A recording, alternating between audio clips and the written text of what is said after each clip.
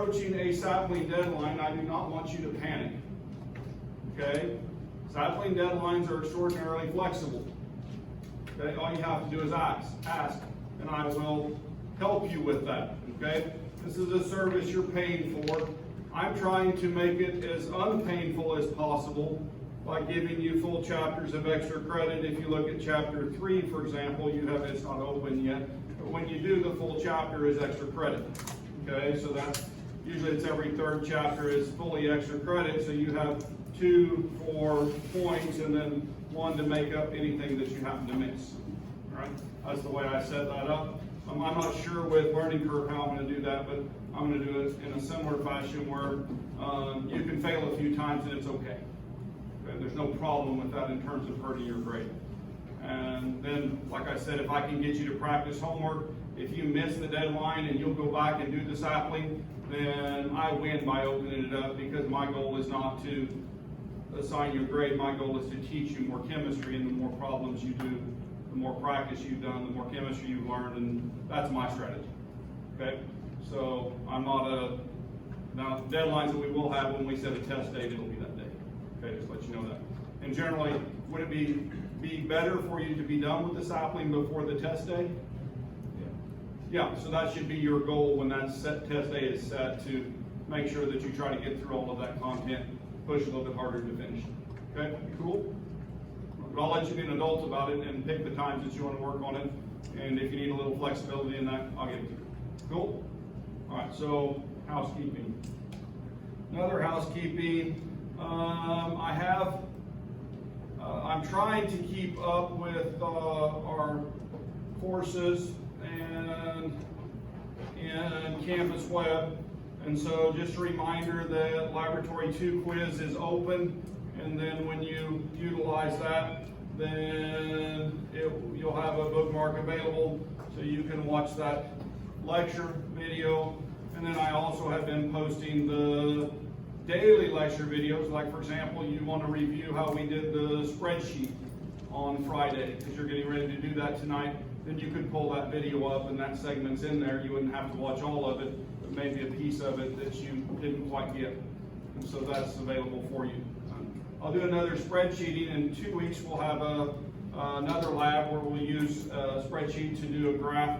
And so I'll show you how to do that one, and I'll show you how to do some math with that one. Again, how to write equations and those types of things. Okay? Any questions or comments in housekeeping? Yes, ma'am. When do you want us to turn in our lab packet? Your lab packet will be turned in on the day of your lab. Okay, so when you walk in, it should be completed, right? And so for this week's lab, not only should you have completed the lab, you should have completed the questions. Your table of reagents should be full. Your name and date should be signed after the body of work. We have a line for that there. Make sure that signature and date are there. That's a point. And so those are all things that will be counted for when you get ready to turn it in. So try to have all of those done. And if you're looking at them, this is this week's lab. So I carry it around with me for about 2 weeks, and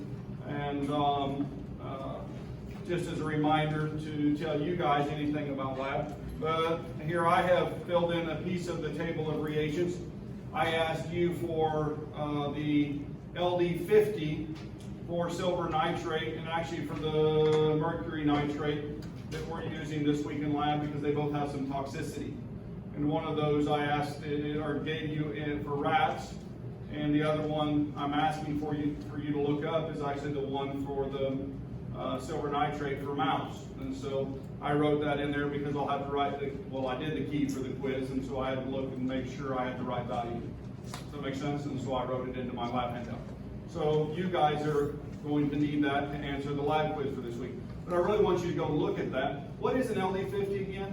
Have I mentioned that in here? It's a lethal dose 50%. Okay? So when I do a test, then I have 10 test subjects, whether they be rats, mice, monkeys, guinea pigs, rabbits, all of those are used in these toxicity tests. When I do the test and I give them this dose, in this case, the dose is, I'm not going to give that. For mercury, it's mercury nitrate salt, it's 23 milligrams per kilogram. So if I gave my rat 26 milligrams per kilogram. If I gave the rat 26 milligrams per kilogram, half the time it would die. That make sense? So is that fairly toxic? 26 milligrams is a pretty small amount? Yeah, it's not very much in terms of a dosage. And so that's we're concerned about that and concerned about understanding those things. So that's something I'm trying to teach you, where to find those numbers, how toxic something is. Cool? All right. Yeah. Anybody taken the lab quiz yet? Yeah. Reasonable? Yeah. So, all right. Somebody help me correct that. I had an error on that. It, for some reason, when I pasted it in, it took my arrow away. I put it back. Okay. Anything else? All right. Where did we end last time? I think we were getting ready to look at this slide right here. We'd actually done an example on the board where I had drawn a burette, and so this is an example that shows the eye. Now, what do you notice about the person's eye up here? It's level with the meniscus, isn't it? You're looking at that from that angle. Can you actually look from above and see it too? You can, actually, when you become skilled at it, especially in pipettes. I would rather look from above when I'm pipetting than I would look parallel. But it's a skill you have to develop. It's much like when I'm first learning to play music, right? I have to look at the notes maybe and play those off a sheet of music, but over time you develop the skill and you don't have to look at the music anymore. You guys with me? And so, now, for burettes, I would prefer that you look straight on at them because you can read them more accurately than you can above, okay? And so just to let you know that. But there's a point in your career where you can see those things. It's weird when it finally happens, right? So you're pipetting away and you're from above and you say, oh, that's right. And you check, and guess what? Your meniscus is right on the mark. And you do the next one and it's the same thing. And so when you do 50 or 100 of those at a setting, then it becomes pretty automatic. Does that make sense? Yeah. And so anyway, trying to get the laser on. There it goes. So if I'm looking here, then this is showing 26 to 28, right? Or 27 to 28, excuse me. So 27 to 28, but 27, 0.1, 0.2, 0.3, 0.4, 0.5, 0.6, 0.7. All right, it's definitely past 0.7. There's the bottom. It's not to 0.8. Would you guys agree with that? Is that a definite thing? Is that meniscus definitely between 0.7 and 0.8? Yeah. Yes or no? Yeah. Absolutely. You're certain of that? Yes. I mean, in this picture, when I'm looking at it, I'm certain of that. You guys with me? That's an important concept, right? In fact, I'm certain it's past 27 and it's not to 28. I'm certain of that. And I'm certain that it's past 0.7. Now, how far is it between 0.7 and 0.8? Is it more than halfway or less than halfway? It's a little more than halfway, isn't it? So if it's a little more than halfway, what would you guys call it?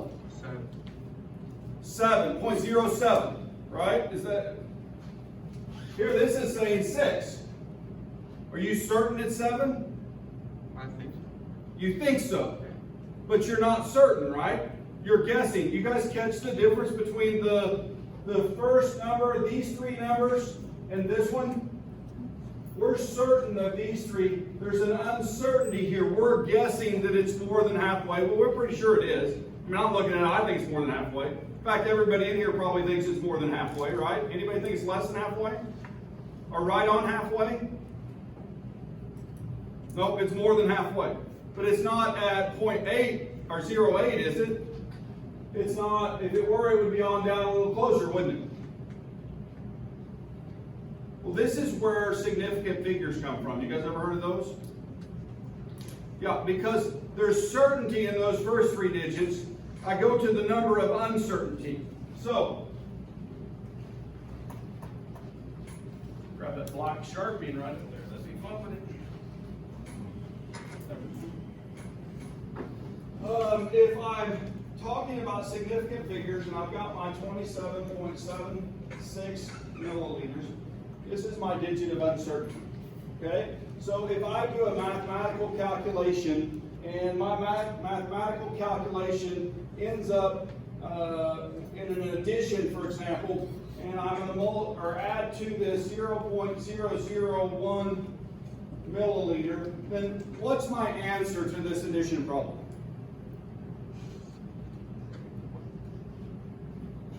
It's 27.76 milliliters. Now, you say, why, Dr. Garrison? Well, if I'm unsure of this one, and it takes 10 of these to make one of these, then this has no meaning whatsoever. Now, I can also tell you that this is a blessing because it simplifies a lot of the algebra that we do. Okay? If I have a number and I'm doing an addition step, and it's significantly smaller than the one I'm trying to add to, where it's like 1 plus x, right? And x is going to be extraordinarily small, what can I do? Ignore the x. I don't have to solve for it there. So it makes an algebraic equation easier. And so understanding this idea is important later on. Okay? So then we do measurements and we have certain and uncertain digits. All right? So I'm going to ask this. What is my digit of uncertainty in this number? What is my digit of uncertainty? It's the 4, isn't it, on the right-hand side, because that's the smallest unit, and so that's the one that I'm uncertain of. Now, another thing is how many total significant figures do I have in that? I have 4. Now, that's important when I'm doing multiplication and addition, because I'm going to keep the number of significant figures that are the least, right? And so we'll go over those rules. I'll have them up here in a minute. All right, how about this number? How many significant figures in it? There's 1, isn't there? Right? You guys agree with that statement? That is the correct answer. 1. Right? Because I can rewrite this in scientific notation, move that over 4 places, right? 10 to the minus 4, 7 times 10 to the minus 4, and I only have 1 digit there. There's no zeros to the right of that. Anytime I have zeros, all zeros to the left, then the digits that are to the right are the ones that give me my sig figs. Okay? So what about this one? Where's my digit of uncertainty? Which one is it? Well, it's this place, isn't it? That's the uncertain digit. How many total significant figures? 3, right? Now what about the last one? There's only 1 unless you're familiar with the number and you have measured it yourself, and then you should choose to rewrite that in the appropriate manner to designate, well, if there's 3, how would I make it 3? How would I rewrite that? I would use a decimal place and I would use scientific notation. So 5.00 times 10 to the second power, right? And so, yeah. Cool, you guys with me? All right, so those are significant figures. All right, pure numbers.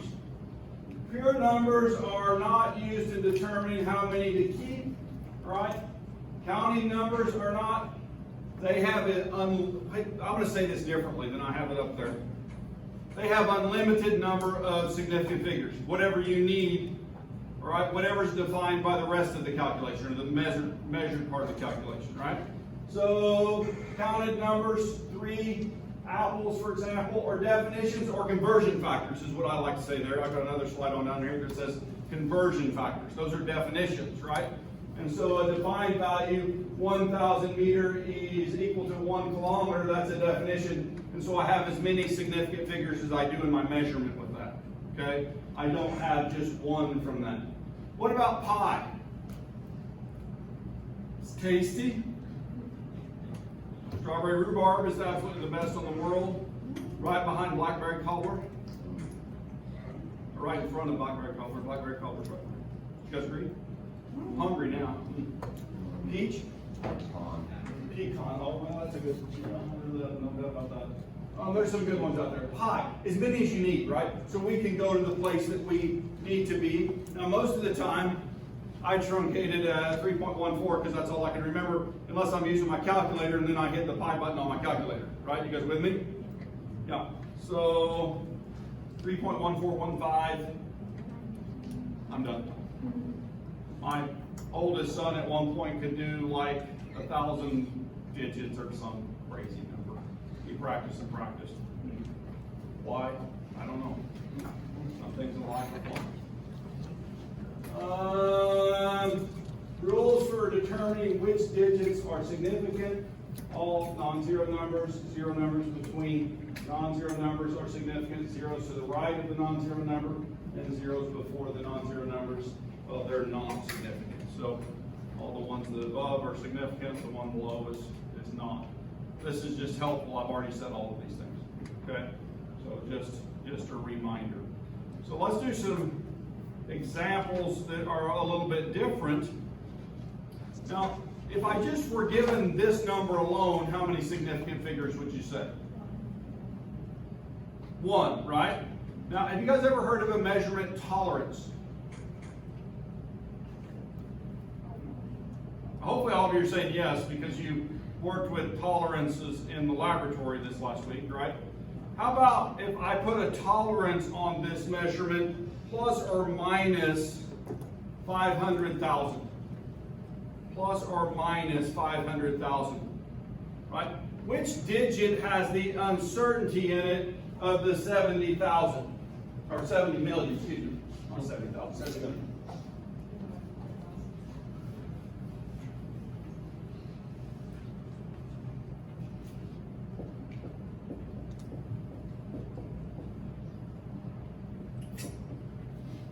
Now I conveniently put this right below, right?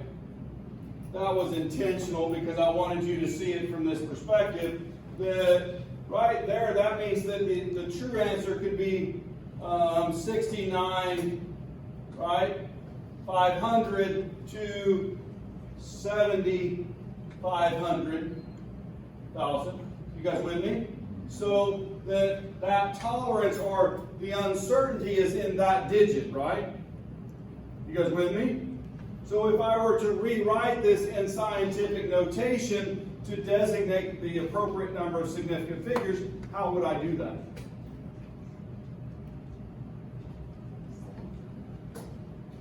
.00 times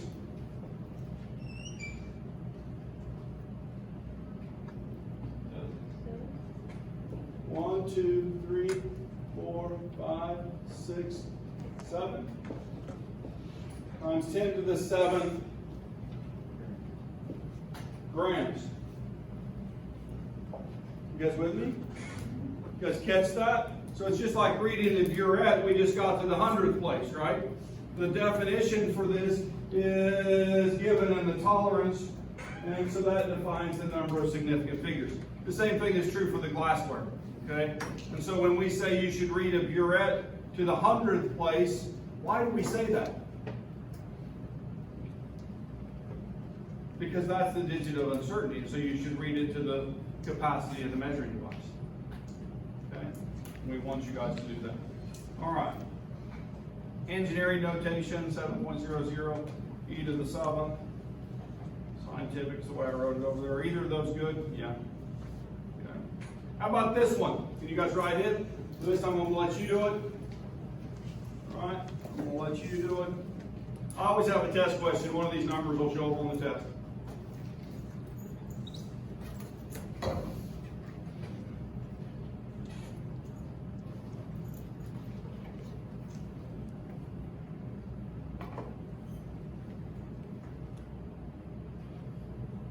Should be able to look and automatically say how many sig figs? 3 sig figs. And then writing it in scientific notation, we would indicate that by 2.00, right? Times 10 to the 7th power. Yeah, somebody said that for the scientific notation. And how about this one? Here's a medical balance. Medical balance goes to, we can say medical scale. goes to 600 grams, or 600,000 grams, excuse me, 100 tolerance, 100 gram tolerance. How many sig figs in this number when you finish it? 4. You guys starting to see the pattern? Yeah. So, and then you count over for the significant figures. Anybody not getting this? Want me to count it on the board one more time? How about a large laboratory balance? Large laboratory balance. 5 kilogram balance. We have one of these upstairs.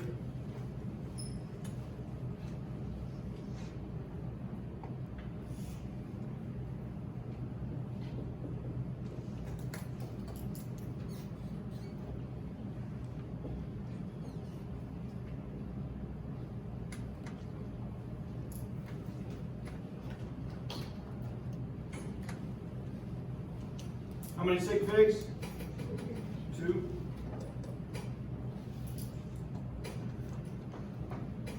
Regular balances. There's a kilogram balance, a 400 gram balance, a 100 gram balance.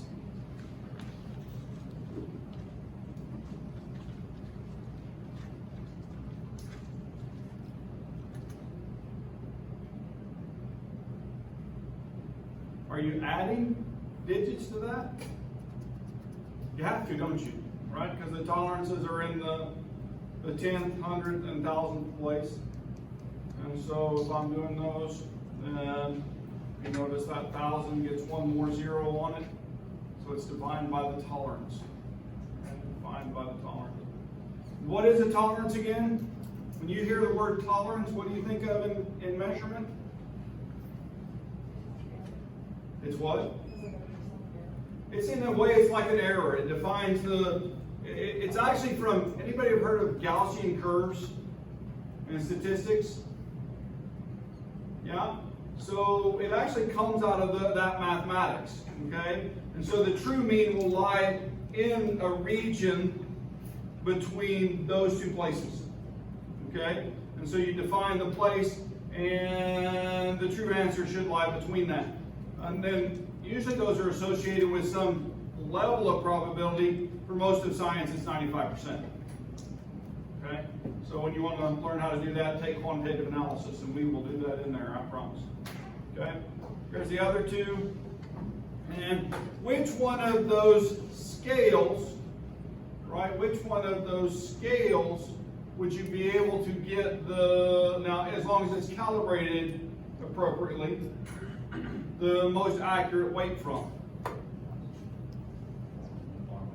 The bottom one. Now, as long as you aren't over capacity, right?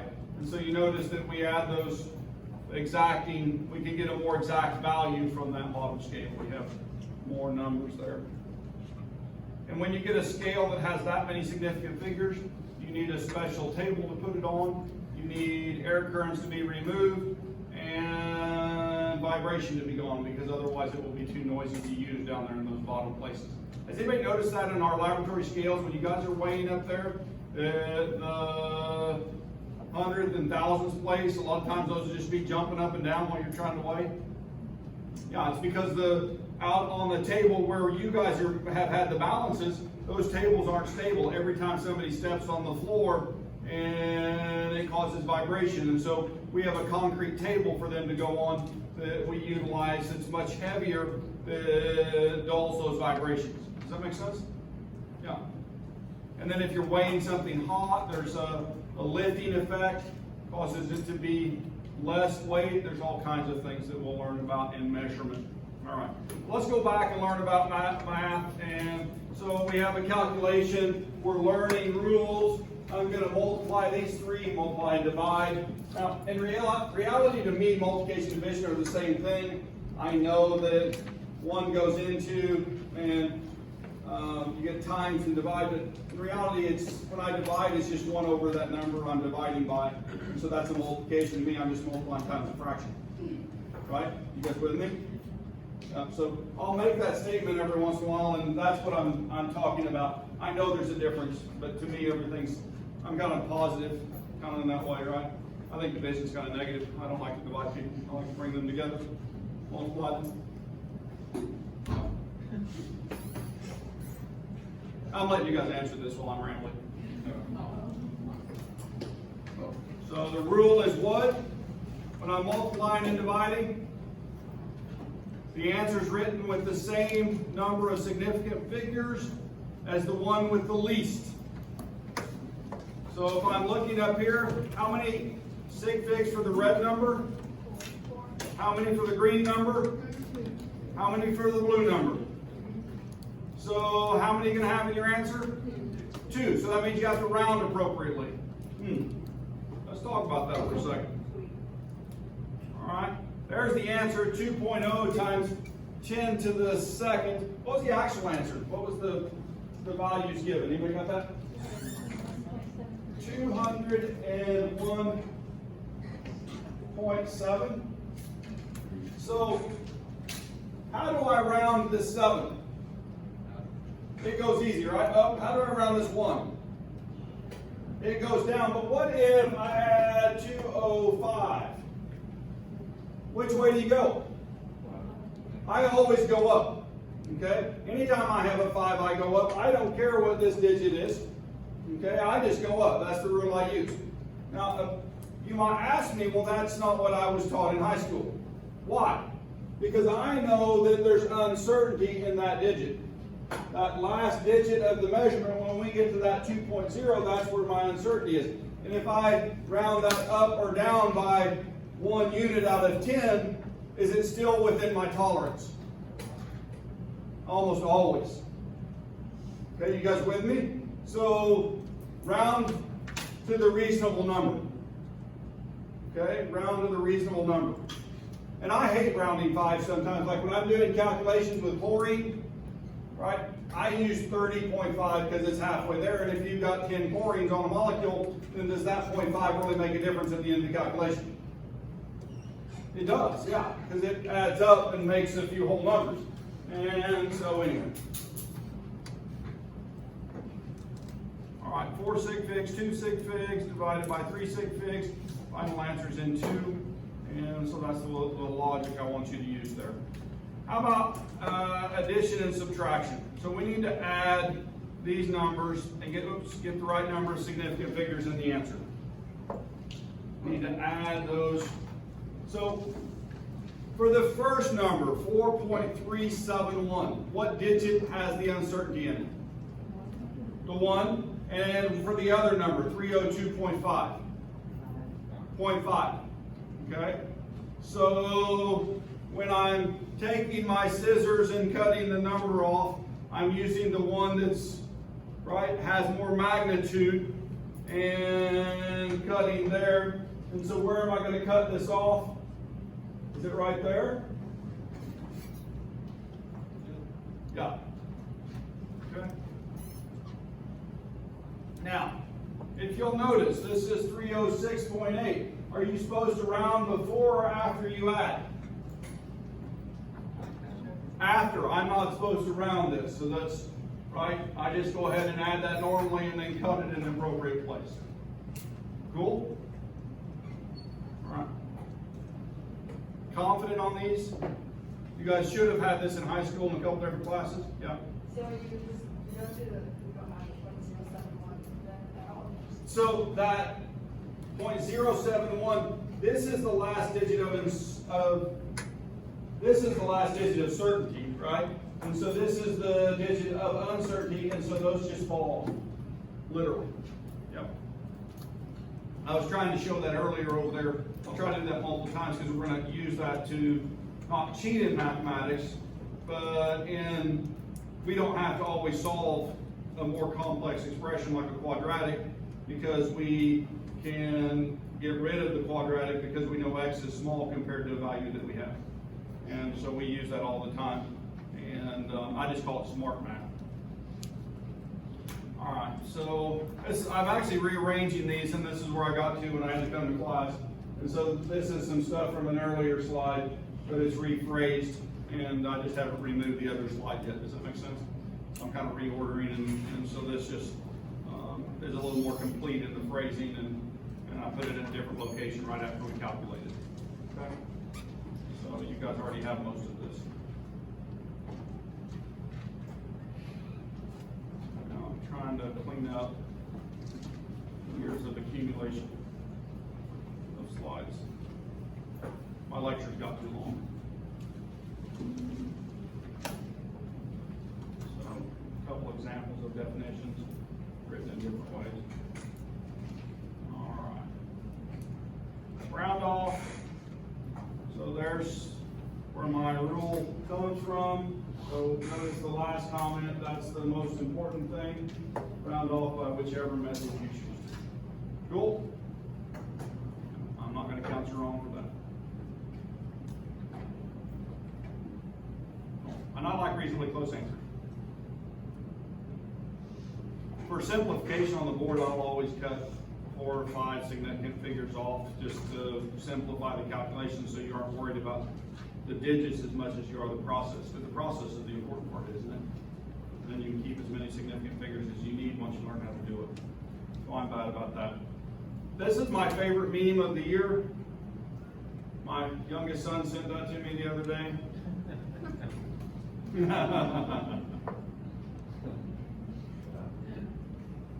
Actually, you might be better off to think there's another scale. You guys know what it is? It's Rankin, right? And it's an absolute scale. We don't use it, so I ignore it, and I'm not going to teach you what it is. But it would be over 400 if you were doing this in Rankin. In Celsius, anybody know what it would be? Room temperature? 20. So if we did it in Kelvin, it's plus 273, so it would be 293.15.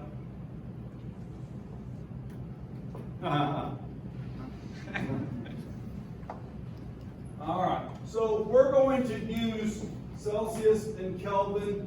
Most of us in here already use Fahrenheit, right? What's room temperature in Fahrenheit?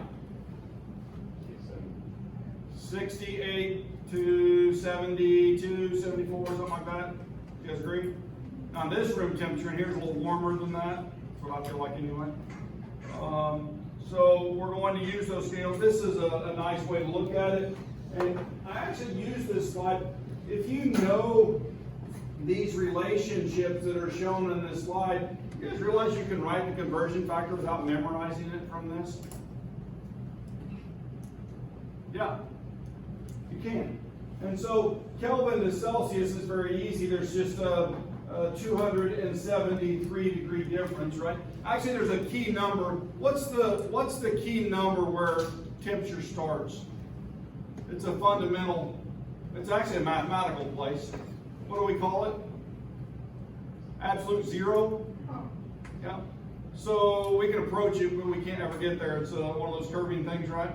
We can keep dropping. We go to a millionth degree, billionth of a degree, trillionth of a degree, but we never can really reach that. We reach a limiting value, and we call it absolute zero, right? When you reach that limit. But that's a starting place. So if I have absolute zero on the Kelvin scale, what's the temperature? What's the reading? 0. Okay, does that make sense? What's the representative number in the Celsius scale, 0? What's that represent? What happens at 0 degrees Celsius? Water freezes. And so the scale is based on the freezing point of the most common solvent on the surface of the earth. That makes sense, actually. Okay, I'm going to throw that out there. That's actually, to me, that makes common sense, right?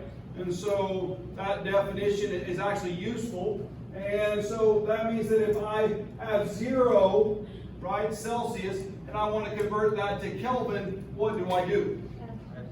I add 273 degrees. If I have Kelvin and I want to get to Celsius, what do? I subtract 273 degrees. You guys with me? All right, so now, if we move over to this scale, what I want you to notice when I'm at Celsius and I want to go to Fahrenheit, well, right here we have an anomaly, right? And that anomaly is that, well, they aren't at the same place where water freezes, right? So I have to do a scale shift. You guys ever heard of a scale shift? And so to align those, I subtract, when I have a Fahrenheit number, I subtract 32 first. Okay, so I'm doing a Fahrenheit to Celsius conversion. I subtract 32, right?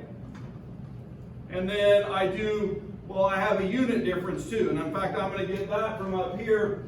For every 100 Celsius units, now if I do my scale shift on this, it's 180. I have 180 units of Fahrenheit. Or what? 1 to 1.8. Or what's the one you guys memorized? 5/9 or 9/5? Right? You guys realize 5/9 is 1 to 1.8 if you multiply those both by 2. I like that better anyway. Anybody like multiplying with the identity number? How many people are going to do the identity number multiplication in their head? What's 1 times anything? It's the same number, right? So we'll talk about that as we do some of these calculations. So we should have done a couple of these. Usually I do some math right here. Give me a temperature we want to convert from Fahrenheit to Celsius. 75 degrees Fahrenheit, and we're going to convert that to Celsius. So what's my first step when I start with Fahrenheit? Scale shift, right? So the first thing I need to do is what? Subtract 32. Okay? Because I'm in Fahrenheit, it's shifted from 0. That's the way I always remember that. And so then the unit size for Celsius is 1 Celsius to 1.8 degrees Fahrenheit. So now if I'm looking at this calculation, if I had done 5/9, I would have to multiply times 5 and then divide by 9. All I have to do here is what? Divide by 1.8. You guys see the convenience in that? God simplifies that. Okay? Simplifies that calculation. Alright. So we should have shifted this out.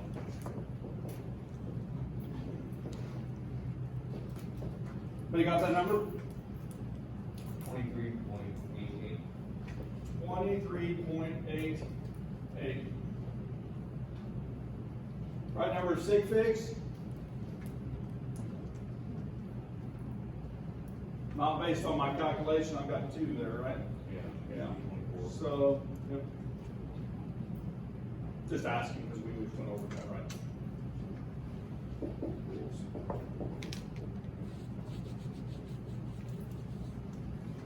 All right. What about the other direction? What about the other direction? If I want to do Celsius, give me a Celsius temperature. 16 degrees Celsius. So what's my first step here? Nope. I do my unit conversion first here. Okay? So times 1.8 degrees Fahrenheit over 1.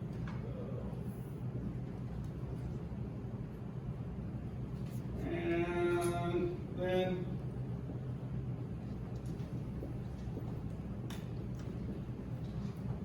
so from Fahrenheit to Celsius, scale shift first. From Celsius to Fahrenheit, scale shift last. All right.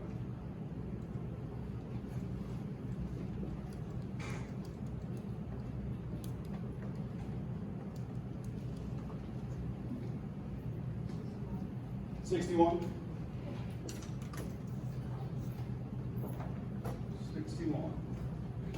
Those aren't too bad, are they? No. So, My question. Yeah. Is 1.8 exact? I think that it is, yes.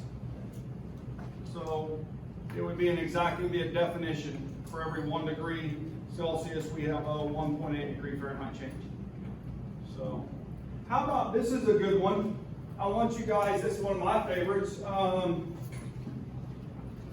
Negative 40 degrees Fahrenheit.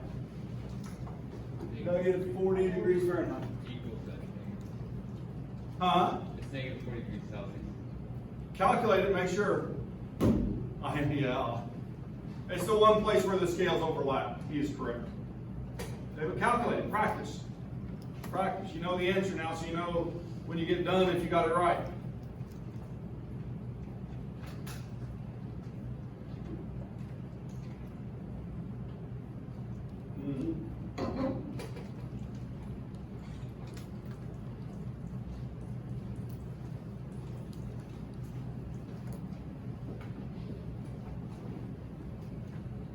All right, and then if you want to do that in Kelvin, can you convert that to Kelvin for me?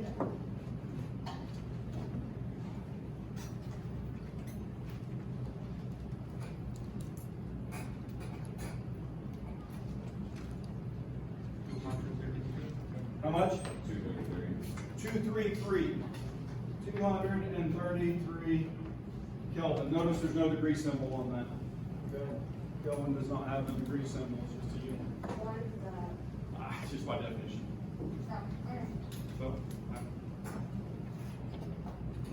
when Lord Kelvin was doing the scale, he didn't like, I guess, writing the extra symbol. So, probably. I don't know. That was just made up. Sounded good though, didn't it?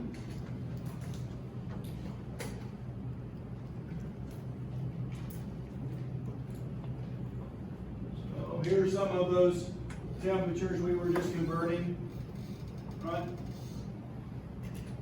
Which scale's more convenient? Celsius Kelvin or Fahrenheit Rankine? Celsius Kelvin, right? They're more convenient for mathematics and for science and those types of things. That's my personal opinion. I wish we could convert over. But when I'm cooking, what do I set my oven to? Fahrenheit, right? Would I be confused for a while? I made some spinach mushroom quiche this morning. Would I be confused? Not if I used it every day. Okay? But initially I would. Take me a while to figure that one out. Okay? I even admit to it, I'm even a chemist, right, who uses the conversions all the time. But I still don't think in Celsius. Not unless I'm doing science. It's weird. I admit to it. So if we just switched. So there's those three conversions that we've been utilizing. I left it in 100 to 180 in this slide. I'm trying to say if you look at those scales right here that you can get those conversions from there. You can do the scale shift to 32 from the freezing point of water, and then you do the same thing at the top to get the conversion. So 212 minus 32 is 180, and that's where those top two conversions come from. Cool? Questions, comments? I will give you temperatures to convert on the test. Okay? I expect you to be able to do this because we have to in the real world. All right.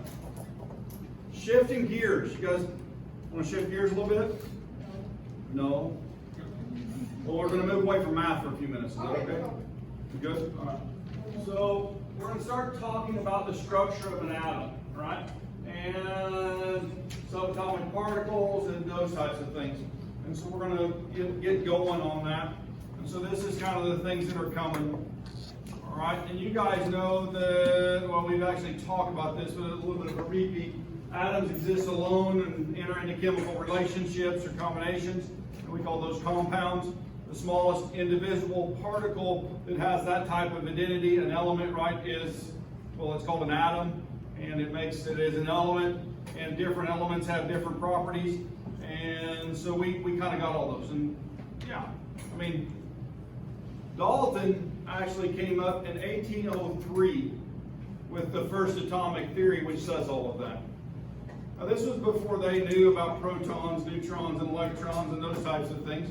When we start talking about the mass of an atom, what do you guys think of? Where does it come from? Protons and neutrons. You guys know this, right? Because you studied it in high school, and you have more knowledge than what Dalton did. But what amazes me is that in 1803, he didn't have modern instrumentation. He was doing it based on reacting ratios and those types of things, and building on work from other scientists, right, who were at the same time discovering elements and reacting ratios and putting together periodic tables and those types of things. You guys with me? And so this is some amazing work. I always think, how much indoor, could he walk in and flip the laboratory lights on? 1803? Probably didn't know by a lamp, didn't he? An oil lamp or some sort of lamp like that. Think about it, right? How different life would have been.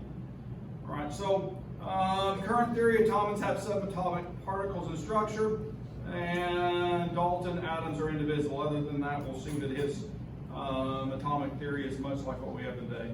We're going to look at some historical observations such as photoelectric effect and radioactivity, and use those in some discussion about how we advanced these ideas, the postulates from Dalton's theory and so on. And postulate 1, an element is composed of tiny particles called atoms. All atoms of a given element show the same chemical property. Atoms of different elements have different properties. Would you guys agree with those two statements? Those are true, aren't they? How about postulate 3? Compounds are formed when atoms of 2 or more elements combine. Yeah. In a given compound, the relative number of atoms of each kind are definite and constant. Yeah. In an ordinary chemical reaction, no atom of any element disappears or is changed into an atom of another element. That's true for normal everyday chemistry. Now, what do we know about today, which is more advanced than this? Nuclear chemistry. Now, is nuclear chemistry different than an ordinary chemistry? Yeah, although ordinary nuclear chemistry exists, right? It happens all the time. It's going on right now. You guys realize that you all have some radioactivity inside of you. And it's decaying as we speak. We can count it. Okay? So you have elements, and so we know those things are ordinary reactions, but not in the same sense as Dalton was referring to there. Right? And then chemical reactions involve the changing of the way things are joined together. Right? That those, you guys agree with that? It is. All of that's true, isn't it? So in 1803, here's Dalton, and he's doing this stuff. He's writing it down. He's proposing it to the world, and well, we got our first atomic theory. It's kind of amazing. Then some other great scientists came along, and I'm going to talk about this. I'll get a lot more detail next time. But you guys see the face of that screen right there, and it's got a grid pattern on it. And this is a measuring device. And we're showing 3 radioactive particles, an alpha particle, beta particle, and a gamma particle. And those are based on the Greek letters. You guys can, if you don't know them, you can probably figure out which is which. And now what you see is that there's 2 charged plates. You guys see the 2 charged plates? And now inside of that container, it's a vacuum. There's no atoms there to get in the way. You guys with me? So it's been evacuated to high vacuum. And so if you have a radioactive material and those radioactive particles are coming out, then what you see is that the magnetic plates bend the beams of 2 of those, and the third energy just goes right down the middle. Right? They hit a phosphorescent screen, and that phosphorescent screen lights up, and in fact from that I can know based on the strength of my charge field how far those beams bend. And so all of a sudden I have the strength and I have the distance moved, and I can start calculating the energies of each of those and the masses and those types of things. Yeah. This is really in a way an early mass spectrometer. Okay? They don't work much different than this. Just the detectors are different and more effective and those types of things. But we'll talk about how this actually developed the understanding of the atom next time. Okay? Yeah, hang on just a second.